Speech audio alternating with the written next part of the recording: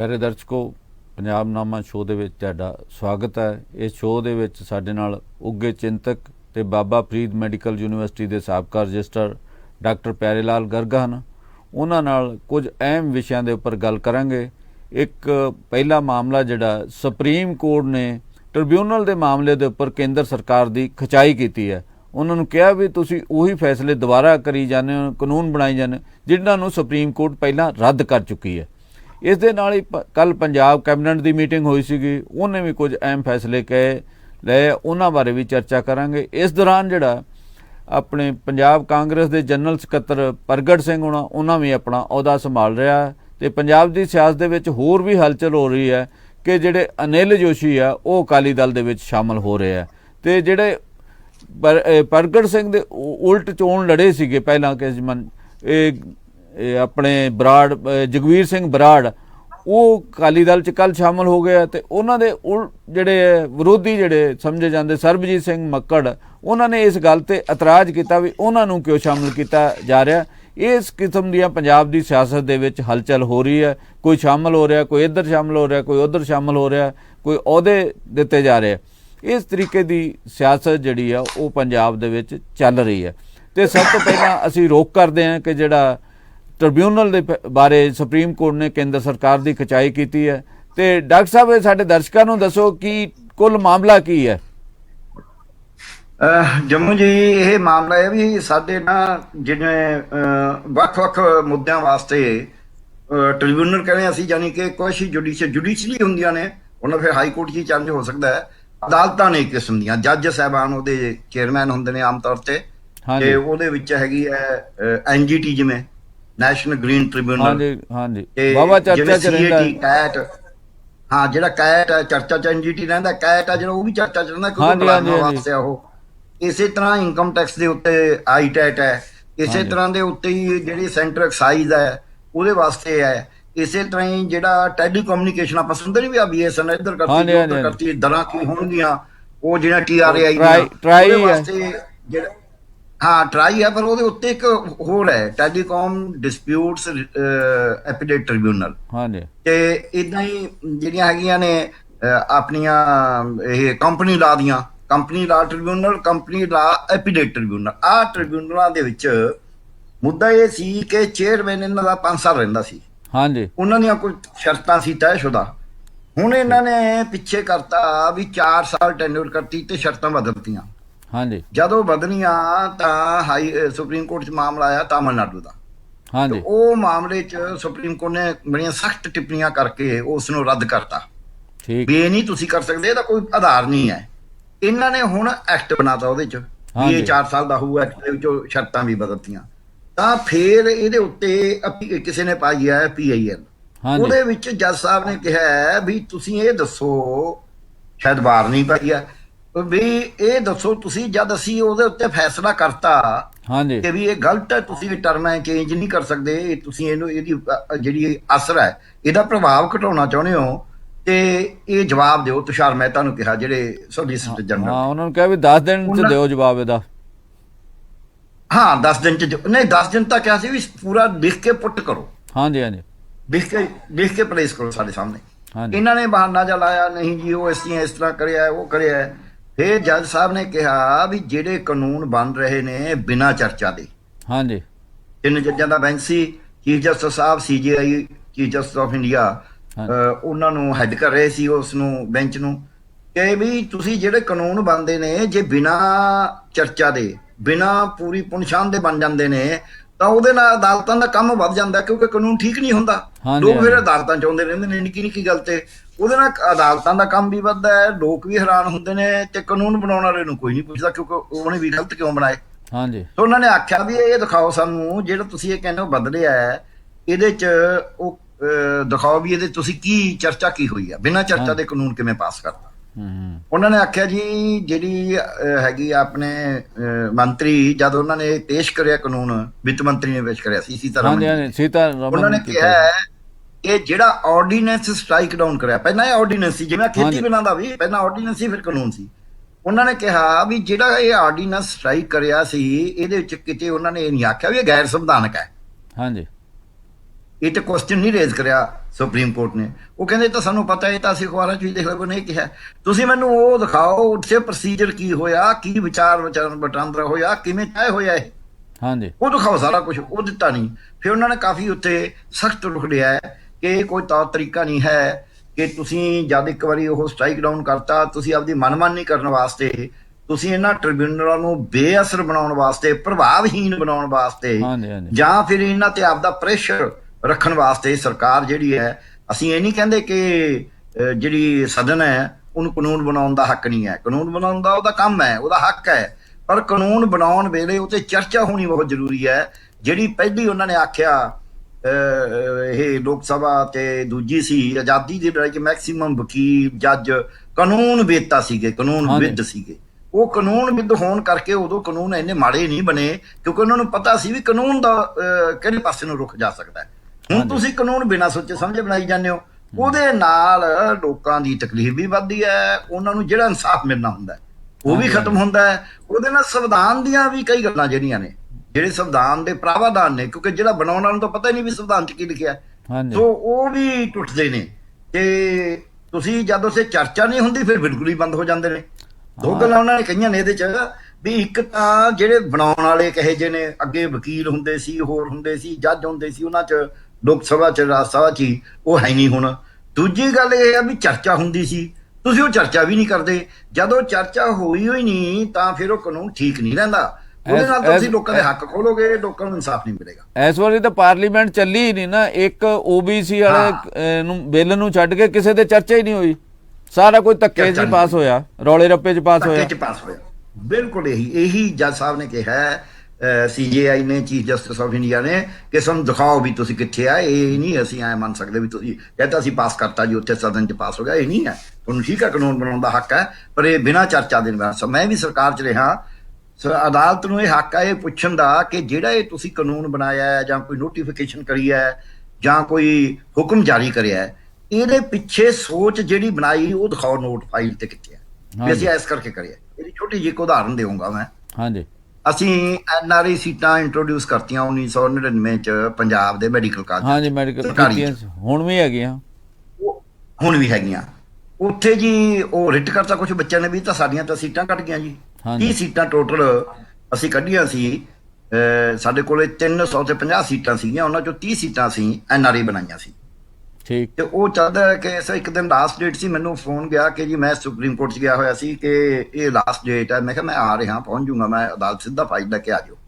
ਜਵਾਬ ਕਹਿੰਦੇ, ਮੈਂ ਕਿਹਾ ਚੱਲ ਜਵਾਬ ਦੀ ਕੀ ਆ, ਆਪਾਂ ਉੱਥੇ ਗੱਲ ਦੇਖਾਂਗੇ ਵੀ ਕੀ ਦੇਣ। ਜਵਾਬ ਤਾਂ ਜੇ ਹੁਣ ਤੱਕ ਨਹੀਂ ਬਣਾਇਆ, ਹੁਣ ਅੱਜ ਤਾਂ ਹੋਣਾ ਨਹੀਂ, ਉਹ ਤਾਂ ਮੌਕੇ ਤੇ ਤਾਂ ਦੱਸਣਾ ਹੀ ਪਊਗਾ ਨਾ, ਫਿਰ ਆਪਾਂ ਜਵਾਬ ਫਾਈਲ ਕਰ ਦਾਂਗੇ ਜਦ ਮਾਨਯੋਗ ਅਦਾਲਤ ਕਹੂਗੀ ਵੀ ਹੁਣ ਤਾਂ ਜਵਾਬ ਹੈ ਨਹੀਂ ਤੁਹਾਡੇ ਕੋਲੇ, ਉਹਨੂੰ ਪਹਿਲਾਂ ਤਿਆਰ ਕਰ ਲੈਣਾ ਚਾਹੀਦਾ ਸੀ। ਤੇ ਉੱਥੇ ਜਦ ਮੈਂ ਗਿਆ, ਮੈਂ ਵਕੀਲ ਸਾਹਿਬ ਨੂੰ ਕਿਹਾ, ਮੈਂ ਕਿਹਾ ਜੀ ਜੱਜ ਸਾਹਿਬ ਨੂੰ ਇਹ ਦੱਸੋ ਦੋ ਕਿ ਜੀ ਇਹ ਅਸੀਂ, ਸਾਡੇ ਕੋਲੇ ਪੈਸੇ ਨਹੀਂ ਹੈਗੇ ਮੈਡੀਕਲ ਕਾਲਜਾਂ ਨੂੰ ਚਲਾਉਣ ਲਈ, ਉਹਨਾਂ ਦੇ ਹਸਪਤਾਲਾਂ ਨੂੰ ਚਲਾਉਣ ਦੇ, ਸਾਨੂੰ ਪੈਸੇ ਚਾਹੀਦੇ ਨੇ। ਹੁਣ ਅਸੀਂ ਪੈਸੇ ਦੋ ਤਰੀਕੇ ਨਾਲ ਬਣਾ ਸਕਦੇ, ਇੱਕ ਤਾਂ ਅਸੀਂ ਆਪਦਾ ਖਰਚਾ ਘਟਾ ਦਈਏ। ਖਰਚਾ ਘਟਾਉਣ ਦਾ ਮਤਲਬ ਹਸਪਤਾਲ ਜਿਹੜਾ 1100 ਬੈੱਡ ਉੱਥੇ ਕਰ ਜਾਵੇ, 800 ਬੈੱਡ ਤੇ ਇਲਾਜ ਕਰਾਂਗੇ, 300 ਖਾਲੀ ਕਰ ਦਈਏ। ਜਾਂ ਅਸੀਂ 150 ਸੀਟ ਆ ਮੈਡੀਕਲ ਕਾਲਜਾਂ 'ਚ ਕਹੀਏ, ਇੱਥੇ 125 ਸੀਟ ਰਹਿ ਜੂਗੀ। ਇੱਕ ਤਾਂ ਤਰੀਕਾ ਸਾਡੇ ਕੋਲ ਇਹ ਰਹਿ ਜਾਂਦਾ।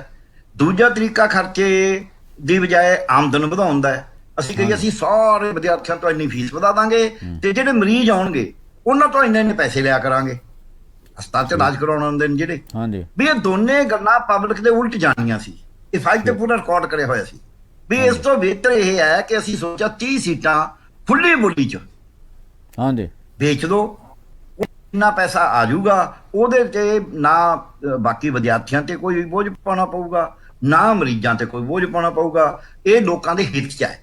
ਇਸ ਕਰਕੇ ਅਸੀਂ ਇਹ ਐਂ ਸੋਚ ਕੇ ਫੈਸਲਾ ਲਿਆ ਹੈ ਕਿ ਅਸੀਂ ਇਹਦੇ ਨਾਲ ਸਾਨੂੰ 14 ਕਰੋੜ ਰੁਪਇਆ ਬਣਨਾ ਹੈ। ਹਾਲਾਂਕਿ ਸੁਪਰੀਮ ਕੋਰਟ ਦਾ ਫੈਸਲੇ ਮੁਤਾਬਕ ਅਸੀਂ 25 ਕਰੋੜ ਰੁਪਇਆ ਰੇਜ਼ ਕਰ ਸਕਦੇ ਇਹਨਾਂ ਗੱਲਾਂ ਨਾਲ, ਪਰ ਅਸੀਂ 14 ਕਰੋੜ ਨਾਲ ਸਾਰ ਰਹੇ ਹਾਂ ਵੀ ਚਲੋ ਇੰਨਾ ਹੀ ਬਹੁਤ ਹੈ। ਇਹ ਜਦ ਗੱਲ ਕਹੀ, ਫਾਈਲ ਪੇਸ਼ ਹੋਈ, ਉੱਤੇ CM ਤੱਕ ਕਰੀ ਹੋਈ ਸੀ, ਸਾਰਾ ਚਰਚਾ ਹੋਈ ਸੀ, ਤਾਂ ਜੱਜ ਸਾਹਿਬ ਜਿਹੜੇ ਪਹਿਲਾਂ ਮੈਨੂੰ ਪਤਾ ਲੱਗਿਆ ਸੀ ਕਾਫੀ ਸਖਤੀ ਕਰਦੇ ਸੀ ਸਰਕਾਰ ਨਾਲ, ਉਸੇ ਵਕਤ ਹੀ ਦੂਜੀ ਪਾਰਟੀ ਨੂੰ ਕਹਿੰਦੇ ਮਿਸਟਰ ਕਿਆ ਗੱਲਾਂ ਕਰਦੇ ਹੋ ਤੁਸੀਂ, ਸਰਕਾਰ ਨੇ ਸੋਚ ਸਮਝ ਕੇ ਫੈਸਲਾ ਲਿਆ। ਬਿਲਕੁਲ ਲਿਖਿਆ ਹੋਇਆ ਹਰ ਇੱਕ ਗੱਲ ਵੀ ਕਿਉਂ ਲਿਆ ਫੈਸਲਾ, ਜਾਇਜ਼ ਫੈਸਲਾ ਹੈ, ਡਿਸਮਿਸ ਕਰਤੀ। ਉਹਨਾਂ ਦੀ ਰਿਟਨ ਡਿਸਮਿਸ ਕਰਤੀ। ਸੋ ਮੇਰਾ ਮਤਲਬ ਕੋਰਟ ਕੋਲੇ ਅਧਿਕਾਰ ਹੈ ਕਿ ਉਹ ਕਹਿ ਵੀ ਲਿਆਓ ਦਿਖਾਓ ਜਿਹੜਾ ਤੁਸੀਂ ਕਾਨੂੰਨ ਬਣਾਇਆ ਉਹ ਬਣਾਇਆ ਕਿਵੇਂ ਹੈ, ਤੁਸੀਂ ਕਿਵੇਂ ਸੋਚਿਆ ਇਹਦੇ ਉੱਤੇ, ਕਿਹੜੇ ਕਿਹੜੇ ਬੰਦੇ। ਡਾਕਟਰ ਸਾਹਿਬ ਹੋਏਗਾ ਕੀ ਇਹਦੇ ਚ ਹੁਣ? ਇਹਦੇ ਵਿੱਚ ਇਹ ਹੈ, ਮੈਨੂੰ ਐਂ ਲੱਗਦਾ ਵੀ ਸਰਕਾਰ ਤਾਂ ਆਪਦੀ ਜਿੱਤ ਤੇ ਅੜੀ ਰਹਿੰਦੀ ਹੈ, ਜੇ ਚਰਚਾ ਵਗੈਰਾ ਕੋਈ ਹੋਈ ਨਹੀਂ ਇਸ ਗੱਲ ਦੇ ਉੱਤੇ। ਮੈਨੂੰ ਇਹ ਲੱਗਦਾ ਹੈ ਵੀ ਮਾਨਯੋਗ ਸੁਪਰੀਮ ਕੋਰਟ ਕੋਲੇ ਇਹਨਾਂ ਕੋਲ ਬਚਾਓ ਨਹੀਂ ਹੋਣਾ ਆਪਦਾ। ਜੇ ਉਹ ਸਟ੍ਰਾਈਕ ਡਾਊਨ ਨਾ ਵੀ ਕਰੇ ਤਾਂ ਉਹਨੇ ਟਿੱਪਣੀਆਂ ਹੀ ਜਿਹੀਆਂ ਕਰ ਦੇਣੀਆਂ ਨੇ ਕਿ ਇਹਨਾਂ ਨੂੰ ਮੂੰਹ ਢਕਾਉਣ ਨੂੰ ਥਾਂ ਨਹੀਂ ਰਹਿਣਾ, ਇਹ ਪੱਕਾ ਇੱਕ ਦਾਗ ਲੱਗ ਜਾਏਗਾ। ਠੀਕ ਇਹ ਇਸ ਦੇ ਉੱਤੇ ਵੀ ਆਈ ਜੀ ਸਰਕਾਰ ਵੀ ਆਈ ਸੀ ਜਿਹਦੇ ਬਾਰੇ ਮਾਨਯੋਗ ਸੁਪਰੀਮ ਕੋਰਟ ਨੇ ਆਹ ਕੁਝ ਵੀ ਕਿਹਾ। ਸੋ ਮੈਨੂੰ ਲੱਗਦਾ ਵੀ ਜੇ ਸਰਕਾਰ ਨੇ ਆਪਦੀ ਇੱਜ਼ਤ ਬਚਾਉਣੀ ਹੋਈ ਫਿਰ ਸਰਕਾਰ ਕਹਿ ਸਕਦੀ ਹੈ ਵੀ ਠੀਕ ਹੈ ਜੀ ਤੁਸੀਂ ਕਹਿੰਦੇ ਚਰਚਾ ਹੋਈ ਨਹੀਂ, ਅਸੀਂ ਇਹਨੂੰ ਵਾਪਸ ਲੈਂਦੇ ਆ, ਕਾਨੂੰਨ ਨੂੰ ਰੱਦ। ਅਸੀਂ ਕਈ ਵਾਰ ਏਦਾਂ ਫੈਸਲੇ ਕਰੇ ਨੇ, ਸਾਡੇ ਕੋਲ ਕੋਰਟਾਂ ਚੈਲੰਜ ਹੋ ਜਾਣਾ, ਕਿਤੇ ਨਾ ਕਿਤੇ ਕੋਈ ਨੁਕਸ ਰਹਿ ਗਿਆ ਹੁੰਦਾ, ਅਸੀਂ ਕਹਿੰਦੇ ਠੀਕ ਹੈ ਜੀ ਇਹਨਾਂ ਨੂੰ ਇਤਰਾਜ਼ ਹੈ ਵੀ ਇਹਨਾਂ ਨੇ ਆਹ ਨਹੀਂ ਕਰਿਆ, ਅਸੀਂ ਇਹਨੂੰ ਵਾਪਸ ਲੈਂਦੇ ਆ, ਅਸੀਂ ਦੁਬਾਰਾ ਫੈਸਲਾ ਕਰ ਲਾਂਗੇ। ਫੈਸਲਾ ਕਰਨ ਦਾ ਸਾਨੂੰ ਅਧਿਕਾਰ ਹੀ ਹੈ, ਅਗਲੇ ਸੈਸ਼ਨ ਫੇਰ ਲਿਆਂਦਾ ਜਾ ਸਕਦਾ। ਹਾਂਜੀ, ਸੋ ਅਗਲੇ ਸੈਸ਼ਨ 'ਚ ਲਿਆ ਕੇ ਕੋਈ ਫੈਸਲਾ ਕੀਤਾ ਜਾ ਸਕਦਾ ਹੈ। ਹਾਂ ਨਹੀਂ, ਉਹ ਜੇ ਸਿਆਣੇ ਹੋਏ ਤਾਂ ਲਿਆਉਣਗੇ ਨਹੀਂ ਮੇਰੇ ਹਿਸਾਬ ਨਾਲ, ਵੀ ਹੁਣ ਇਹ ਕਹਿ ਕੇ ਵਾਪਸ ਲੈ ਲੈਣ ਕਿ ਚਲੋ ਜੀ ਠੀਕ ਹੈ, ਜੇ ਤੁਹਾਨੂੰ ਲੱਗਦਾ ਵੀ ਅਸੀਂ ਪੂਰੀ ਚਰਚਾ ਨਹੀਂ ਕਰੀ ਕਿ ਅਸੀਂ ਚਰਚਾ ਕਰਕੇ ਫੈਸਲਾ ਕਹਿਣਗੇ ਤਾਂ ਇਹੀ। ਸਰਕਾਰ ਕਦੇ ਆਪਦਾ ਨੱਕ ਨਮੂਦ ਨਹੀਂ ਛੱਡਦੀ ਹੁੰਦੀ, ਪਰ ਬਾਅਦ ਦੇ ਵਿੱਚ ਅਸਲ ਚੋਂ ਲਿਆਉਣਗੇ ਨਹੀਂ ਵੀ ਛੱਡ ਪਰਾਂਗੇ ਹੁਣ ਵੀ ਜੇ ਇੰਨੀ ਗੱਲ ਹੋ ਗਈ ਕਾਹਨੂੰ ਲਿਆਉਣਾ। ਅੱਛਾ ਡਾਕਟਰ ਸਾਹਿਬ, ਕੱਲ ਪੰਜਾਬ ਵਜ਼ਾਰਤ ਦੀ ਮੀਟਿੰਗ ਹੋਈ, ਉਹਦੇ ਵਿੱਚ ਵੀ ਕੁਝ ਫੈਸਲੇ ਲੈ ਗਏ। ਉਹਨਾਂ ਫੈਸਲਿਆਂ ਦੀ ਰੋਸ਼ਨੀ ਦੇ ਵਿੱਚ ਇੱਕ ਜੰਗਲਾਂ ਦਾ ਮਾਮਲਾ, ਉਹਨਾਂ ਦੀਆਂ ਉਹਦੇ ਬਾਰੇ ਤੁਸੀਂ ਕੀ ਕਹਿਣਾ ਚਾਹੁੰਦੇ ਹੋ, ਜਿਹੜਾ ਹਾਈ ਕੋਰਟ ਨੇ ਵੀ ਕੋਈ ਫੈਸਲਾ ਕੀਤਾ ਉਹਦੇ? ਬਈ ਜੰਗਲਾਂ ਬਾਰੇ ਨਾ ਕੋਰਟ ਨੇ ਵੀ ਫੈਸਲਾ ਕਰਿਆ ਹੈ, ਵਾਕਈ ਠੀਕ ਆ ਤੁਹਾਡਾ। ਇਹਨਾਂ ਨੇ MSME ਉਹਨਾਂ ਨੂੰ ਕਿਹਾ ਵੀ ਸਿੰਗਲ ਵਿੰਡੋ ਦੇਣੀ ਹੈ ਕੱਲ ਫੈਸਲੇ 'ਚ, ਹਾਂਜੀ, ਮੀਡੀਅਮ ਐਂਡ ਸਮਾਲ ਸਕੇਲ, ਤਾਂ ਕਿ ਉਹਨਾਂ ਨੂੰ ਤਕਲੀਫ ਨਾ ਹੋਵੇ। ਤੇ ਉਹਦੇ 'ਚ ਨਾਲ ਦੀ ਨਾਲ MSME ਵਾਸਤੇ ਸਿੰਗਲ ਵਿੰਡੋ ਤਾਂ ਹੀ ਹੈ ਜਿਹੜੇ ਉਹ ਪਹਿਲਾਂ ਜਿਵੇਂ ਉਹ ਮੱਤੇਵਾੜਾ ਦੀ ਜ਼ਮੀਨ ਲਈ ਸੀ, ਉੱਥੇ ਅਮਰ ਪਲਾਂਟ ਦੀ ਜ਼ਮੀਨ ਤੇ ਉਹ ਜ਼ਮੀਨਾਂ ਦੇ ਦਿਓ ਇਹਨਾਂ ਨੂੰ MSME ਨੂੰ। ਹਾਂਜੀ ਹਾਂਜੀ, ਉਹਦੇ ਵਿੱਚ ਜਿੱਥੋਂ ਤੱਕ ਸਵਾਲ ਆਇਆ ਵੀ 3 ਜਗ੍ਹਾ ਤੇ ਜੰਗਲਾਤ ਦੀਆਂ ਜ਼ਮੀਨਾਂ ਦਾ ਬਹੁਤ ਵੱਡਾ ਰੌਲਾ ਪਿਆ ਹੋਇਆ। ਹਾਂਜੀ ਹਾਂਜੀ, ਇੱਕ ਤਾਂ ਜਿਹੜਾ ਉੱਥੇ ਫਰੀਦਕੋਟ ਦਾ ਇਹਨਾਂ ਨੇ ਜਗ੍ਹਾ ਦਿੱਤੀ, ਫਰੀਦਕੋਟ ਦਾ, ਇੱਕ ਲੁਧਿਆਣੇ ਦੇ ਪਿੰਡ ਦੀ ਜਗਰਾਉਂ ਦੇ ਲਾਗੇ, ਤੇ ਇੱਕ ਇੱਧਰ ਆ ਮੱਤੇਵਾੜਾ ਵਾਲਾ, ਉਹ ਵੀ ਲੁਧਿਆਣੇ ਦਾ ਹੀ ਹੈ। ਇਹ 3 ਦਾ ਵੱਡਾ ਰੌਲਾ, ਬਾਕੀ ਜਗ੍ਹਾ ਤੇ ਕਈ ਜਗ੍ਹਾ ਤੇ ਇਹਨਾਂ ਨੇ ਕਰਿਆ। ਇਹ ਜਿਹੜੇ ਉਹ ਗੰਨਾ ਮਿਲ ਚੋਂ ਕੱਟ ਰਹੇ ਸੀ ਦਰਖਤ, ਉੱਥੇ ਤਾਂ ਲੋਕਾਂ ਨੇ ਜਾ ਕੇ ਰੋਕਤੇ ਸੀ ਵਿਚਾਰੇ, ਜਿੰਨੇ ਕੱਟੇ ਗਏ ਬਾਕੀ ਰੋਕੇ। ਉਹ ਕਹਿੰਦੇ ਨਹੀਂ ਜਾਏ ਪਏ, ਕਹਿੰਦੇ ਨਾ ਬਿਲਕੁਲ ਨਹੀਂ ਕੱਟਣੇ, ਕੱਟ ਹੋ ਗਿਆ, ਪੁਲਿਸ ਆ ਗਈ, ਉੱਥੇ ਹੋ ਗਿਆ ਵੀ ਨਾ ਕੱਟੋ ਜੀ। ਇਹਦੇ ਵਿੱਚ ਜਿਹੜਾ ਇਹ ਲੁਧਿਆਣੇ ਦੇ ਲਾਗੇ ਪਿੰਡ ਆ, ਉਹਦੇ ਜੰਗਲ ਕੱਟਣ ਵਾਸਤੇ ਉਹਨਾਂ ਨੇ ਕਰ ਲਿਆ ਤੇ ਪੰਚਾਇਤ ਤੋਂ ਉਹ ਜ਼ਮੀਨ ਲਈ ਸੀ। ਸਰਕਾਰ ਕੀ ਕਰ ਰਹੀ ਆ, ਪਿੱਛੇ ਬਲਬੀਰ ਸਿੰਘ ਦਾ ਵੀ ਰੌਲਾ ਪਿਆ ਹੋਇਆ ਬਲੌਂਗੀ ਦੀ ਜ਼ਮੀਨ ਦਾ, ਇਹਨਾਂ ਨੇ ਵੀ ਅਹੀਂ ਲੈ ਲਈ ਜ਼ਮੀਨ। ਸਰਕਾਰ ਦੇ ਜਿਹੜੇ ਆਪਦੇ ਮੰਤਰੀ ਸੰਤਰੀ ਨੇ ਹੁਣ ਇਸ ਪਾਸੇ ਨੂੰ ਤੁਰੇ ਹੋਏ ਨੇ ਵੀ ਪਤਾ ਨਹੀਂ ਅੱਗੇ ਨੂੰ ਆਉਣਾ ਨਹੀਂ ਆਉਣਾ, ਕੀ ਹੋਣਾ ਕੀ ਨਹੀਂ ਹੋਣਾ, ਕਿਹੜੇ ਰਾਜੇ ਦੀ ਪਰਜਾ ਹੋਣੀ ਹੈ, ਵੀ ਆਪਾਂ ਜ਼ਮੀਨਾਂ ਹੜਪ ਲਓ ਤੇ ਉਹਦੇ ਚ ਕੋਈ ਲੀਜ਼ ਤੇ ਲੈ ਲਓ, ਕਿਤੇ ਕੁਛ ਲੈ ਲਓ। ਉਹਦੇ ਚ ਕੀ ਕਰਦੇ ਨੇ ਇਹ ਸਰਪੰਚ ਪੰਚ, ਤਾਂ ਕੁਛ ਤਾਂ ਜਿਵੇਂ ਜਿਹੜੇ ਇਹ ਮੱਤੇਵਾੜੇ ਵਾਲੀ ਜ਼ਮੀਨ ਉਹ ਸਰਪੰਚ ਅਨਪੜ੍ਹ ਹੈ, ਉਹਨੂੰ ਸ਼ਾਮ ਨੂੰ 8 ਵਜੇ ਬਣਾ ਕੇ ਸਾਈਨ ਕਰਾਏ ਹੋਏ ਨੇ। ਅਸੀਂ ਉਹ ਰਜਿਸਟਰੀ ਦੇਖੀ ਹੈ, ਰਾਤ ਨੂੰ 8 ਵਜੇ ਰਜਿਸਟਰੀ ਕਰਨ ਦਾ ਕੋਈ ਮਤਲਬ ਨਹੀਂ ਹੈ। ਇਹਦਾ ਮੈਂ ਬੁੱਕ ਚ ਗਰੁੱਪ ਨਹੀਂ ਹੋ ਗਿਆ ਨਾ ਹਨੇਰੇ ਚ। ਅਸੀਂ ਤਾਂ ਅੱਗੇ ਕਹਿੰਦੇ ਹੁੰਦੇ ਵੀ ਦਿੱਲੀ ਦੀ ਸਰਕਾਰ ਹਨੇਰੇ ਚ ਫੈਸਲੇ ਕਰਦੀ ਹੈ, ਮੋਦੀ ਸਾਹਿਬ ਹਰੇਕ ਗੱਲ ਹਨੇਰੇ, ਇਹਨਾਂ ਨੇ ਵੀ ਹਨੇਰਿਆ ਲੁਧਿਆਣੇ ਦੇ ਤਹਿਸੀਲਦਾਰ ਨੇ, ਕਿਸੇ ਦੇ ਕਹੇ ਤੇ ਕਰਿਆ ਜੋ ਵੀ ਕਰਿਆ। ਸੋ ਉਹਦੇ ਵਿੱਚ ਕੀ ਕਰਿਆ ਕਿ ਹੁਣ ਹਾਈ ਕੋਰਟ ਨੇ ਕਿਹਾ ਕਿ ਪੰਜਾਬ ਦੇ ਵਿੱਚ ਜੰਗਲ ਤਾਂ ਸਾਰੇ 4-5% ਨੇ, ਐਕਚੁਅਲੀ ਬਹੁਤ ਥੋੜਾ ਜੰਗਲ ਹੈ। ਹਾਂ, ਚਾਹੀਦੇ ਨੇ 20% ਤੱਕ ਘੱਟੋ ਘੱਟ ਚਾਹੀਦੇ ਨੇ। ਉਹ ਨਾਰਮ ਹੈਗਾ 33%, ਵੀ ਤੀਜਾ ਹਿੱਸਾ ਧਰਤੀ ਜੰਗਲਾਂ ਥੱਲੇ ਹੋਵੇ ਤਾਂ ਬੰਦਾ ਦਾ ਜੀਵਨ ਆ ਜਿਹੜਾ, ਜਿੰਨੀ ਆਕਸੀਜਨ ਚਾਹੀਦੀ ਹੈ, ਜਿੰਨੇ ਉਹਦੇ ਚ ਬਾਕੀ ਜੀਵ ਚਾਹੀਦੇ ਨੇ, ਤਾਂ ਕਿ ਉਹਨਾਂ ਦਾ ਇੱਕ ਸੰਤੁਲਨ ਬਣਿਆ ਰਹੇ ਕੁਦਰਤ ਦਾ। ਉਹ ਹੈ ਨਹੀਂ, ਪਹਿਲਾਂ ਹੀ ਨਹੀਂ ਹੈਗੇ। ਇਹ ਜੰਗਲਾਂ ਕੱਟਣ ਦੇ ਉੱਤੇ ਉਹਨਾਂ ਨੇ ਲਾਤੀ, ਇਹ ਉਹਨਾਂ ਨੂੰ ਕਰਤਾ, ਹਟਾ ਦਿੱਤਾ, ਰੋਕਤਾ। ਤੇ ਨਾਲ ਹੀ ਉਹਦੇ ਵਿੱਚ ਮੰਗ ਜਿਨ੍ਹਾਂ ਨੇ ਕਰੀ ਸੀ, ਜਿਹੜੇ ਪਟੀਸ਼ਨਰ ਸੀਗੇ, ਕਿ ਜੀ ਇਹ ਜਿਵੇਂ ਨਿਆਮਗਿਰੀ ਦੀਆਂ ਪਹਾੜੀਆਂ ਦਾ ਫੈਸਲਾ ਹੋਇਆ ਸੁਪਰੀਮ ਕੋਰਟ ਦਾ, ਇਹ ਫੈਸਲਾ ਕਰਿਆ ਜਾਵੇ ਪੰਚਾਇਤ ਜ਼ਮੀਨ ਦੇ ਹੀ ਨਾ ਸਕੇ, ਪੰਚਾਇਤ ਤੇ ਰੋਕ ਲਗਾਓ, ਪੰਚਾਇਤ ਮਿਸਯੂਜ਼ ਕਰਦੀ ਹੈ। ਇਹ ਜ਼ਮੀਨ ਪਿੰਡ ਦੀ ਹੁੰਦੀ ਹੈ, ਇਸ ਕਰਕੇ ਗ੍ਰਾਮ ਸਭਾ ਦੇ ਫੈਸਲੇ ਤੋਂ ਬਿਨਾਂ ਇਹ ਜ਼ਮੀਨ ਨਾ ਅਕਵਾਇਰ ਹੋਵੇ, ਨਾ ਜ਼ਮੀਨ ਵੇਚੀ ਜਾ ਸਕੇ, ਨਾ ਜ਼ਮੀਨ ਲੀਜ਼ ਤੇ ਦਿੱਤੀ ਜਾ ਸਕੇ। ਕਿਉਂਕਿ ਬਹਾਨਿਆ ਪੱਟੇ ਤੇ ਲਈ ਹੈ ਨਾ ਇੱਥੇ, ਤਾਂ ਕਿਉਂ 1 ਰੁਪਏ ਪੱਟੇ ਤੇ ਲੈ ਲਓ ਜੀ, ਫਲਾਣਾ ਕਰ ਲਓ ਜੀ। ਸੋ ਮੈਨੂੰ ਲੱਗਦਾ ਵੀ ਉਹ ਕੱਲ ਉਹ ਫੈਸਲਾ ਜਿਹੜਾ ਹਾਈ ਕੋਰਟ ਦਾ ਹੈ, ਇਹ ਵੀ ਪੰਜਾਬ ਦੇ ਹਿੱਤ ਦੇ ਵਿੱਚ ਹੈ, ਕਿਉਂਕਿ ਪੰਜਾਬ ਦਾ ਜਿਹੜਾ ਅੱਜ ਹੁਕਮਰਾਨ ਹੈ, ਸਿਆਸਤਦਾਨ ਹੈ, ਉਹ ਜਿਹੜੀ ਮਰਜ਼ੀ ਪਾਰਟੀ ਦਾ ਹੋਵੇ, ਉਹਨੂੰ ਐਂ ਲੱਗਦਾ ਰਹਿੰਦਾ ਵੀ ਆਪਾਂ ਜੱਫਾ ਮਾਰ ਲਓ ਹਰੇਕ ਚੀਜ਼ ਤੇ, ਜਿਹੜੀ ਤੇ ਜਿੰਨਾ ਜੱਫਾ ਵੱਜਦਾ ਉਨਾ ਹੀ ਮਾਰ ਲਓ। ਤੇ ਜਿਵੇਂ ਕਹਿੰਦੇ ਨੇ ਜਾਂਦੇ ਚੋਰ ਦੀ ਲੰਗੋਟੀ ਸਹੀ, ਜਿੰਨਾ ਮਿਲ ਗਿਆ ਮਿਲ ਗਿਆ। ਸੋ ਹੁਣ ਇਹਦੇ ਉੱਤੇ ਆਪਾਂ ਨੂੰ ਪਤਾ ਵੀ ਬਲੌਂਗੀ ਦੀ ਜ਼ਮੀਨ ਦਾ ਤਾਂ ਬਹੁਤਾ ਹੀ ਰੌਲਾ ਪਿਆ ਹੋਇਆ ਹੈ। ਹਾਂਜੀ ਪਰ ਉਹ ਹਾਂਜੀ ਮੈਨੂੰ ਆਇਆ ਵੀ ਸੀ ਉਹਨਾਂ ਦੇ ਫੋਨ ਕੇ ਜੀ ਅਸੀਂ ਕੀ ਕਰੀਏ। ਮੈਂ ਤੁਸੀਂ ਗ੍ਰਾਮ ਸਭਾ 'ਚ ਫੈਸਲਾ ਕਰੋ ਵੀ ਇਹ ਗਲਤ ਕਰਿਆ, ਉਹ ਤਾਂ ਕੋਈ ਤਰੀਕਾ ਨਹੀਂ ਆਪਣੇ ਕੋਲੇ। ਬਿਲਕੁਲ ਤੇ ਇਹ ਜਿਹੜਾ ਤੌਰ ਤਰੀਕੇ ਨੇ ਕਿ ਤੁਸੀਂ ਸਾਂਝੀ ਜ਼ਮੀਨ, ਇੱਥੇ ਮੱਤੇਵਾੜਾ ਅਸੀਂ ਆਪ ਜਾ ਕੇ ਆਏ ਹਾਂ, ਉੱਥੇ ਦੇਖ ਕੇ ਆਏ ਹਾਂ ਕਿਵੇਂ ਸਤਲੁਜ ਦੇ ਕਿਨਾਰੇ ਤੋਂ ਜ਼ਮੀਨ ਦਾ ਕੀ ਹਾਲ ਹੈ, ਦਲਿਤਾਂ ਦੇ ਘਰ ਨੇ ਉਹ। ਸੋ ਇਹ ਸਾਂਝੀਆਂ ਜ਼ਮੀਨਾਂ ਦੇ ਉੱਤੇ ਸਰਕਾਰ ਦੀ ਅੱਖ ਹੈ। ਠੀਕ ਹੁਣ ਜਿਹੜਾ ਤੌਰ ਤਰੀਕਾ ਹੋ ਗਿਆ, ਤੌਰ ਤਰੀਕਾ ਕੀ ਹੈ? ਇਹਨੂੰ ਭਾਵੇਂ ਇਹ ਲੱਗਦਾ ਹੈ ਵੀ ਉੱਤੇ ਜੀ ਬੀਜੇਪੀ ਦੀ ਐਨਡੀਏ ਦੀ ਸਰਕਾਰ ਹੈ ਜੀ, ਫਲਾਣੀ ਥਾਂ ਕਾਂਗਰਸ ਦੀ ਹੈ ਜੀ, ਫਲਾਣੀ ਥਾਂ ਫਲਾਣੇ ਦੀ ਹੈ। ਮੈਨੂੰ ਐਂ ਲੱਗਦਾ ਵੀ ਬਹੁਤੀਆਂ ਸਰਕਾਰਾਂ ਅੱਜ ਕੱਲ੍ਹ ਨਾ ਕਰਜ਼ੇ ਲੈ ਲੈ ਕੇ ਜਾਇਦਾਦਾਂ ਵੇਚ ਕੇ ਚਲਾਉਣ ਚ ਗਿੱਝ ਗਈਆਂ। ਹਾਂਜੀ ਤੇ ਹਾਂਜੀ ਜਿਹੜੇ ਰੌਲਾ ਪਾਉਂਦੇ ਨੇ, ਭੜਥੂ ਪਾਉਂਦੇ ਨੇ, ਚਾਹੇ ਜਾਇਜ਼ ਹੈ ਚਾਹੇ ਨਜਾਇਜ਼ ਹੈ, ਉਹਨੂੰ ਟਿਕਾ ਲਓ।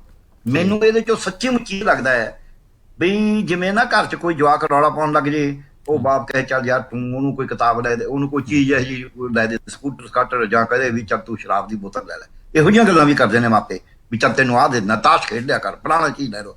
ਉਹਨੂੰ ਕੋਈ ਚੀਜ਼ ਦੇ ਦਿਓ ਤਾਂ ਕਿ ਬਾਕੀ ਬੱਚੇ ਬੋਲਦੀ ਨਹੀਂ, ਉਹ ਬੋਲਦਾ, ਉਹਨੂੰ ਦੇ ਦਿਓ, ਉਹ ਭੜਥੂ ਪਾਉਂਦਾ, ਉਹਨੂੰ ਨਜਾਇਜ਼ ਵੀ ਦੇ ਦਿਓ ਤਾਂ ਕਿ ਉਹ ਚੁੱਪ ਕਰ ਜੇ।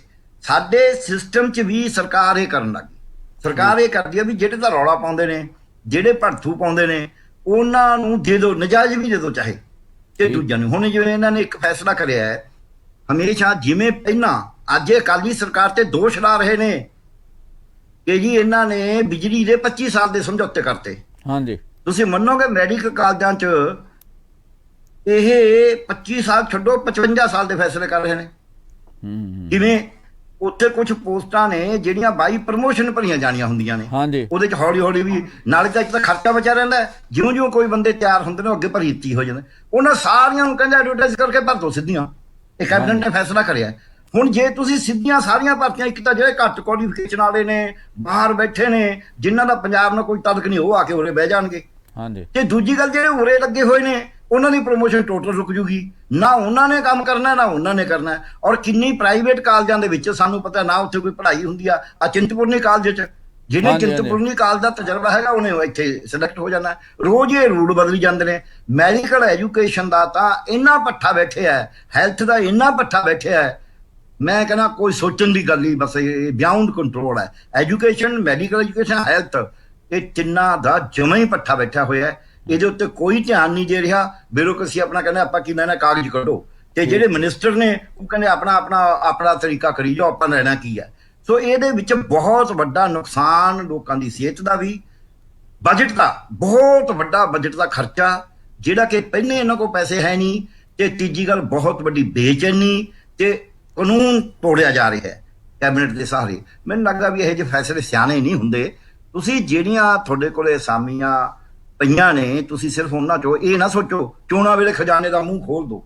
ਇਹਨਾਂ ਤਾਂ ਕਹਿੰਦੇ ਖਜ਼ਾਨੇ 'ਚ ਹੈ ਕੁਝ ਨਹੀਂ, ਹੈ ਹੁਣ ਵੀ ਨਹੀਂ। ਹਾਂਜੀ ਜੰਮੂ ਜੀ 72,042 ਕਰੋੜ ਰੁਪਇਆ ਇਕੱਠਾ ਹੋਇਆ 31 ਮਾਰਚ ਤੱਕ, ਜਿਹੜਾ ਪਿਛਲਾ ਸਾਲ ਲੰਘ ਕੇ ਗਿਆ। ਹਾਂਜੀ ਹਾਂਜੀ ਉਹ 72,042 ਕਰੋੜ ਚੋਂ ਸਿਰਫ 4415 ਕਰੋੜ ਬਾਕੀ ਕੰਮਾਂ ਵਾਸਤੇ ਰਿਹਾ ਤੇ 67,500 ਕਰੋੜ ਤਾਂ ਤਿੰਨ ਆਈਟਮਾਂ ਤੇ ਲੱਗ ਗਿਆ। ਪੈਨਸ਼ਨਾਂ, ਤਨਖਾਹਾਂ, ਵਿਆਜ ਤੇ ਬਿਜਲੀ ਸਬਸਿਡੀ। ਇਹ ਕਹਿੰਦੇ ਹੋਰ ਖੋਲ ਦੋ ਖਜ਼ਾਨੇ, ਹੋਰ ਤਨਖਾਹਾਂ ਪੈਨਸ਼ਨਾਂ ਚ ਵਧਾ ਕਰ ਦੋ, ਹੋਰ ਤੁਸੀਂ ਇਹ ਜਦੋਂ ਵਿਆਜ ਤੇ ਪੈਸਾ ਲਾ ਕੇ ਵਿਆਜ ਦੋ, ਫਿਰ ਬਚੂਗਾ ਕੀ? ਲੋਕਾਂ ਵਾਸਤੇ ਕੀ ਬਚੂਗਾ? 4000 ਕਰੋੜ ਵੀ ਨਹੀਂ ਬਚੇਗਾ।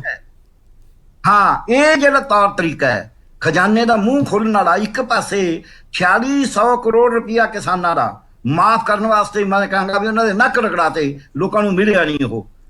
ਦੂਜੇ ਪਾਸੇ ਦਲਤਾਂ ਦਾ 590 ਕਰੋੜ ਕਹਿੰਦੇ ਸੀ ਅਸੀਂ ਕਰ ਦਾਂਗੇ, ਉਹ ਵੀ ਅਜੇ ਤੱਕ ਕਿਤੇ ਸਬੂਤ ਨਹੀਂ ਆ ਰਹੇ ਕਿ ਸਭ ਨੂੰ ਮਿਲਿਆ ਹੋਵੇ ਜਾਂ ਕੁਝ ਕਰਿਆ ਹੋਵੇ, ਜਦਕਿ ਉਹਨਾਂ ਦਾ 5-7 ਹਜ਼ਾਰ 8,000 ਕਰੋੜ ਹੈ। 35% ਆਬਾਦੀ ਹੈ, 34%। 34% ਆਬਾਦੀ ਦਾ ਤੁਸੀਂ 10,000 ਕਰੋੜ ਰੁਪਇਆ ਮਾਫ ਕਰਕੇ ਉਹਨਾਂ ਨੂੰ ਉਸ ਭੁੱਖਮਰੀ ਚੋਂ ਨਹੀਂ ਕੱਢ ਸਕਦੇ, ਪਰ ਤੁਸੀਂ 10,000 ਕਰੋੜ ਨੂੰ ਹਵਾ ਕੀ ਉਡਾ ਜਾਂਦੇ ਹੋ। ਉਹ ਇਹ ਹੈ ਕਿ ਕਹਿੰਦੇ ਮਾਂ ਫਿਰੇ ਫੋਸੀ ਪੁੱਤ ਬਖਸ਼ੇ ਗੁਹਾਰੇ। ਸੋ ਇੱਕ ਪਾਸਿਓਂ ਇਹ ਢੇਲਾ ਇਕੱਠਾ ਕਰ ਲੱਗੇ ਚੂਸਣ ਤੇ ਲੋਕਾਂ ਦਾ, ਦੂਜੇ ਪਾਸੇ ਐ ਲੁਟਾ ਰਹੇ ਨੇ। ਇਹ ਨਜਾਇਜ਼ ਹੈ। ਇਹ ਕੈਬਨਿਟ ਨੂੰ ਬਿਲਕੁਲ ਮੁੜ ਵਿਚਾਰ ਕਰਨੇ ਚਾਹੀਦੇ ਨੇ। ਜਿੱਥੇ ਪੈਸਾ ਲਾਗੂ ਲੱਗਣਾ ਹੈ ਉਹਨੂੰ 100 ਵਾਰੀ ਸੋਚ ਕੇ ਫੈਸਲਾ ਲੈਣਾ ਹੈ ਕਿ ਜੀ ਸੱਚੀ ਮੁੱਚੀ ਲੋੜ ਹੈ। ਜੇ ਚੋਣਾਂ ਦੇ ਇਸ ਅਦਾਲਤ 'ਚ ਆ ਗਏ, ਇਹ ਤਾਂ ਕਹਿੰਦੇ ਨਾ ਵੀ ਉਹ ਜੀ ਗਰੀਬ ਆਦਮੀ ਨੇ ਸ਼ਰਾਬ ਦੀ ਬੋਤਲ ਲੈ ਕੇ ਪਾਤਾ ਜੀ, 500 ਰੁਪਈਆ ਲੈ ਕੇ ਵੋਟ ਪਾਤੀ, ਆ ਵੀ ਤਾਂ ਵੋਟਾਂ ਪਾਉਣ ਦੀ ਗੱਲ ਹੀ ਹੈ। ਇੱਕ ਹਾਂਜੀ, ਹੋਰ ਹਾਂਜੀ। ਫੈਸਲੇ ਦੀ ਮੈਂ ਗੱਲ ਦੱਸਾਂ, ਪਰਚਾਂ ਸੇ ਟਲ ਗਿਆ।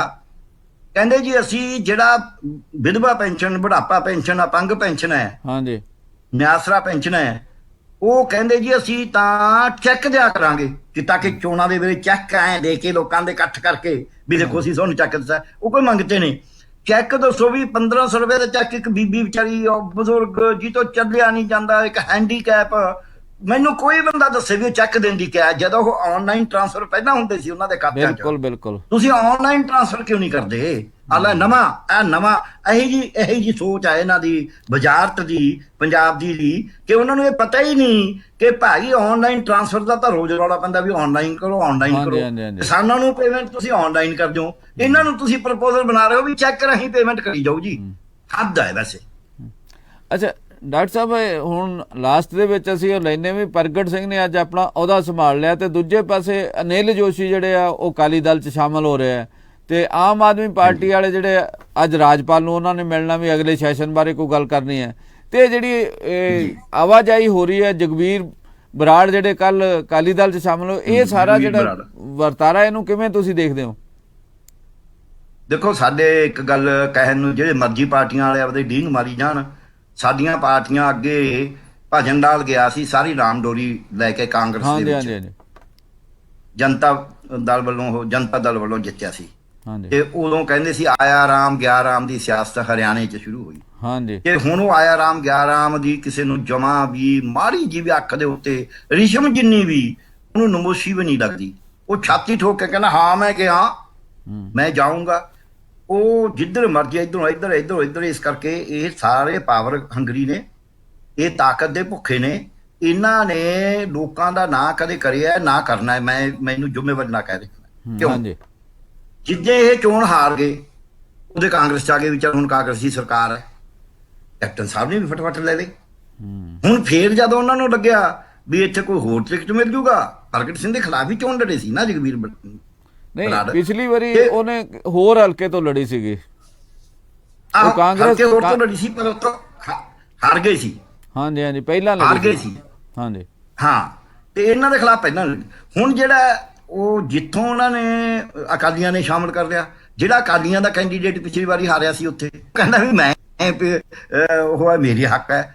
ਸੋ ਇਹ ਰੋਜ਼ ਹੀ ਇਹਨਾਂ ਦਾ ਇਹ ਝਗੜਾ ਬਣ ਰਿਹਾ। ਇਹਦੇ 'ਚ ਵੀ ਆਪ 'ਚ ਵੀ ਇਹੀ ਚਾਰ ਬੰਦੇ ਪਹਿਲਾਂ ਇੱਧਰੋਂ ਆਏ ਫਿਰ ਕਾਂਗਰਸ 'ਚ ਰਲ ਗਏ ਹੈ, ਤੇ ਹੁਣ ਪਤਾ ਨਹੀਂ ਕਿੰਨੇ ਕਿੱਧਰ ਜਾਣੇ ਨਹੀਂ ਜਾਣੇ।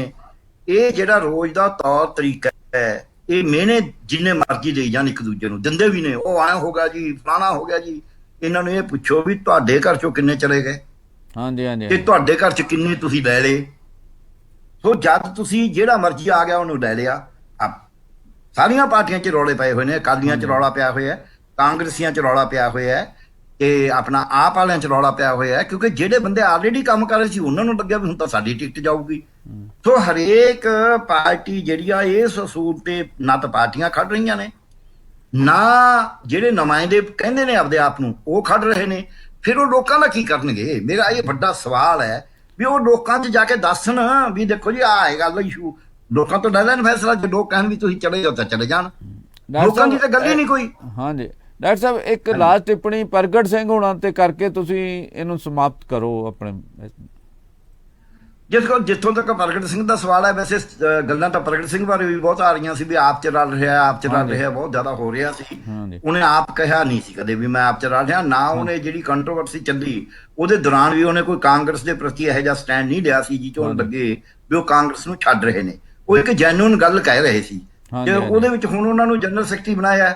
ਉਹ ਤਾਂ ਟੀਮ ਤਾਂ ਸਿੱਧੂ ਸਾਹਿਬ ਨੂੰ ਚਾਹੀਦੀ ਹੋਈ ਹੈ, ਕਿਉਂਕਿ ਕੱਲਾ ਬੰਦਾ ਤਾਂ ਕੁਝ ਕਰ ਵੀ ਨਹੀਂ ਸਕਦਾ। ਤੇ ਪ੍ਰਗਟ ਸਿੰਘ ਦੇ ਉੱਤੇ ਕੋਈ ਦਾਗ ਤਾਂ ਹੈ ਨਹੀਂ। ਪ੍ਰਗਟ ਸਿੰਘ ਸਿੱਧੂ ਸਾਹਿਬ ਤੋਂ ਬਾਅਦ ਦੂਜੇ ਨੰਬਰ ਦਾ ਮਤਲਬ ਪੰਜਾਬ ਦਾ ਇੱਕ ਪਪੂਲਰ ਲੀਡਰ ਹੈ, ਤੇ ਪ੍ਰਗਟ ਸਿੰਘ ਦਾ ਆਪਦੀ ਇੱਕ ਪਰਸਨੈਲਿਟੀ ਹੈ। ਸੋ ਜੇ ਉਹਨੂੰ ਜਨਰਲ ਸੈਕਟਰੀ ਦਾ ਉਹਦਾ ਮਿਲਿਆ ਹੈ, ਮੇਰੇ ਹਿਸਾਬ ਨਾਲ ਤਾਂ ਉਹ ਕੋਈ ਆਇਆ ਰਾਮ ਗਿਆ ਰਾਮ ਦੀ ਪੋਲਿਟਿਕਸ ਥੋੜਾ। ਉਹ ਠੀਕ ਹੈ ਪਹਿਲਾਂ ਪਾਰਟੀਆਂ ਛੱਡ ਕੇ ਕਿਉਂਕਿ ਦੁਖੀ ਹੋ ਕੇ ਆਇਆ, ਇਦਾਂ ਹੀ ਆਏ ਤਾਂ ਭਗਵੰਤ ਮਾਨ ਨੂੰ ਕੋਈ ਕਹਿ ਦੂਗਾ ਵੀ ਛੱਡ ਕੇ ਆਇਆ, ਪਰ ਭਗਵੰਤ ਮਾਨ ਜਿੱਦੇ ਆਪ 'ਚ ਆ ਗਿਆ ਉਦੋਂ ਮੁੜ ਕੇ ਨਹੀਂ ਛੱਡਿਆ ਉਹਨੇ। ਪਹਿਲਾਂ ਪੀਪੀਪੀ 'ਚ ਵੀ ਰਹੇ ਨੇ। ਸੋ ਜਿਹੜੇ ਪਹਿਲਾਂ ਕਦੇ ਪੀਪੀਪੀ ਚਲੇ ਗਏ, ਕਦੇ ਰਾਮੂ ਵਾਲਿਆਂ ਦੀ ਪਾਰਟੀ ਚਲੇ ਗਏ, ਕਿਉਂਕਿ ਉਹਦੇ ਨਵੀਆਂ ਗੱਲਾਂ ਸੀ। ਨਵੀਆਂ ਗੱਲਾਂ 'ਚੋਂ ਕੋਈ ਬੰਦਾ ਆਵੇ ਮੈਨੂੰ ਕੋਈ ਪ੍ਰੋਬਲਮ ਨਹੀਂ, ਪਰ ਜਿਹੜੀਆਂ ਐਸਟੈਬਲਿਸ਼ ਪਾਰਟੀਆਂ ਨੇ ਉਹਨਾਂ 'ਚੋਂ ਜਦ ਉੱਠ ਕੇ ਹੁਣ ਜਦ ਕੋਈ ਆਪ 'ਚੋਂ ਨਿਕਲ ਕੇ ਜਾਂਦਾ ਹੈ, 6-8 ਸਾਲ ਹੋ ਗਏ ਆਪ ਨੂੰ ਚੱਲਦੀ ਨੂੰ, ਹੁਣ ਜੇ ਕੋਈ ਅਕਾਲੀ ਦਲ ਚੋਂ ਨਿਕਲ ਕੇ ਜਾਂਦਾ, ਕੋਈ ਬੀਜੇਪੀ ਚੋਂ ਨਿਕਲ ਕੇ ਜਾਂਦਾ, ਕੋਈ ਹੋਰ, ਅਨਿਲ ਜੋਸ਼ੀ ਗਿਆ ਨਹੀਂ, ਉਹਨੂੰ ਤਾਂ ਕੱਢਿਆ ਇਹਨਾਂ ਨੇ। ਅਨਿਲ ਜੋਸ਼ੀ ਨੇ ਇੱਕ ਜਾਇਜ਼ ਗੱਲ ਕਹੀ ਸੀ ਕਿ ਕਿਸਾਨਾਂ ਦੇ ਬਿੱਲ ਵਾਪਸ ਹੋਣੇ ਚਾਹੀਦੇ ਨੇ, ਇਹ ਗਲਤ ਨੇ। ਇਹ ਪਾਰਟੀ ਦੇ ਇੱਥੋਂ ਦੀ ਜਿਹੜੀ ਲੀਡਰਸ਼ਿਪ ਹੈ ਉਹ ਕੇਂਦਰ ਦੀ ਲੀਡਰਸ਼ਿਪ ਨੂੰ ਸਹੀ ਰਾਏ ਨਹੀਂ ਦਿੰਦੀ। ਉਹ ਕਿਉਂਕਿ ਬੁੱਢਿਆ, ਇਹਨਾਂ ਨੂੰ ਉੱਥੇ ਅੱਖ ਦਿਨ ਸੀ ਅੰਮ੍ਰਿਤਸਰ 'ਚ, ਇਹਨਾਂ ਦਾ ਕੋਈ ਆਪਣੇ ਬੰਦਿਆਂ ਦੀ ਗੱਲ ਹੁੰਦੀ ਹੈ, ਸਾਰਾ ਝਗੜਾ ਤਾਂ ਆਪਾਂ ਨੂੰ ਪਤਾ ਹੀ ਹੈ। ਸੋ ਇਸ ਕਰਕੇ ਅਨਿਲ ਜੋਸ਼ੀ ਸ਼ਾਇਦ, ਮੈਨੂੰ ਨਹੀਂ ਪਤਾ ਵੀ ਕਨਸੋਆਂ ਉੱਠਦੀਆਂ ਸੀ ਵੀ ਉਹਨੇ ਜਾ ਰਹੇ ਨੇ ਆਪਣਾ ਅਕਾਲੀ ਦਲ 'ਚ, ਜਦ ਜਾਊਗਾ ਗੱਲ ਤਾਂ ਉਦੋਂ ਹੀ ਦੇਖਾਂਗੇ। ਪਰ ਰੌਲਾ ਹੋ ਰਿਹਾ ਜੀ, ਅੱਜ ਸ਼ਾਮਲ ਹੋ ਜੂ ਤਾਂ ਠੀਕ ਆ। ਆਪਾਂ ਤਾਂ ਸ਼ਾਮਲ ਹੋਏ ਤੋਂ ਪਹਿਲਾਂ ਨਹੀਂ, ਜਿਵੇਂ ਉਹ ਮੈਨੂੰ ਪੁੱਛਿਆ ਇਹ ਆਪਣੇ ਜਿਹੜੇ ਉਹ ਪੁਲਿਸ ਵਾਲੇ ਸੀਗੇ ਕੁੰਵਰ ਵਿਜੇ ਪ੍ਰਤਾਪ ਬਾਰੇ, ਉਹ ਕਹਿੰਦੇ ਜੀ ਉਹ ਨਾ ਕਹਿ ਰਹੇ ਨੇ ਨਾਲੇ ਸ਼ਾਮਲ ਹੋ ਰਹੇ ਨੇ। ਮੈਂ ਕਿਹਾ ਕੋਈ ਨਹੀਂ, ਸ਼ਾਮਲ ਹੋਣ ਤੋਂ ਬਾਅਦ ਹਾਂ ਕਹਿਣਗੇ ਨਾ, ਪਹਿਲਾਂ ਕਿਉਂ ਕਹਿਣ। ਸੋ ਇਸ ਕਰਕੇ ਮੈਂ ਵੀ ਨਹੀਂ ਉਹ ਤੇ ਟਿੱਪਣੀ ਦਿਆਂਗਾ। ਇਹ ਠੀਕ ਹੈ ਵੀ ਉਹਨਾਂ ਦੀ ਚੱਲ ਰਹੀ ਹੈ ਕੰਸੋ, ਤੇ ਪਰ ਅਜੇ ਵੀ ਆਪਾਂ ਨੂੰ ਪਤਾ ਹੀ ਹੈ, ਤੁਹਾਨੂੰ ਵੀ ਪਤਾ, ਮੈਨੂੰ ਵੀ ਪਤਾ ਹੈ, ਪਰ ਅਜੇ ਆਪਾਂ ਨੂੰ ਇਹ ਸਮੇਂ ਤੋਂ ਪਹਿਲਾਂ ਅਸੀਂ ਕਹੀਏ ਵੀ ਉਹ ਸ਼ਾਮਲ ਹੋ ਗਏ ਕਿ ਹੋ ਜਾਣੇ ਨੇ, ਪੱਕਾ ਹੋ ਜਾਣੇ ਨੇ। ਚੱਲ ਰਹੀਆਂ ਨੇ ਗੱਲਾਂ, ਠੀਕ ਹੈ, ਸਾਰੀ ਚੱਲ ਰਹੀਆਂ ਨੇ। ਬੀਜੇਪੀ ਨਹੀਂ ਕਹਿਤਾ, ਬੀਜੇਪੀ ਨੇ ਪਹਿਲੇ ਦਿਨ ਕਹਿਤਾ ਵੀ ਇਹ ਤਾਂ ਦੂਜਾ ਅਕਾਲੀ ਦਲ 'ਚ ਜਾਣਾ ਚਾਹੁੰਦਾ ਹੈ। ਜੇ ਆਪਣੇ ਇਹਨਾਂ ਦੇ ਗਰੇਵਾਲ ਇਹੋ ਜਿਹੇ ਬਿਆਨ ਦਿੰਦੇ ਨੇ ਉਹਨਾਂ ਦੇ ਪ੍ਰਤੀ, ਫਿਰ ਉਹ ਬੰਦਾ ਰਹੂ ਕਿਵੇਂ? ਮਿਨਿਸਟਰ ਰਿਹਾ, ਉਹ ਸੀਨੀਅਰ ਬੰਦਾ ਹੈ, ਪਾਰਟੀ 'ਚ ਉਹਨੇ ਐਡਾ ਕੰਟਰੀਬਿਊਸ਼ਨ ਹੈ, ਫਿਰ ਅਗਲਾ ਫਿਰ ਔਖਾ ਤਾਂ ਹੁੰਦਾ ਹੀ ਹੈ। ਠੀਕ ਡਾਕਟਰ ਸਾਹਿਬ, ਆਪਣਾ ਕੋਲ ਸਮਾਂ ਜਿਹੜਾ ਨਾ ਸਮਾਪਤ ਹੋ ਗਿਆ। ਠੀਕ ਹੈ ਜੀ, ਠੀਕ ਡਾਕਟਰ ਸਾਹਿਬ, ਇੱਥੇ ਆਪਣੇ ਸ਼ੋਅ ਦਾ ਸਮਾਂ ਸਮਾਪਤ ਹੋਇਆ। ਤੁਹਾਡਾ ਤੇ ਅਸੀਂ ਆਪਣੇ ਦਰਸ਼ਕਾਂ ਕੋਲੋਂ ਆਗਿਆ ਲੈਨੇ। ਬਹੁਤ ਬਹੁਤ ਧੰਨਵਾਦ।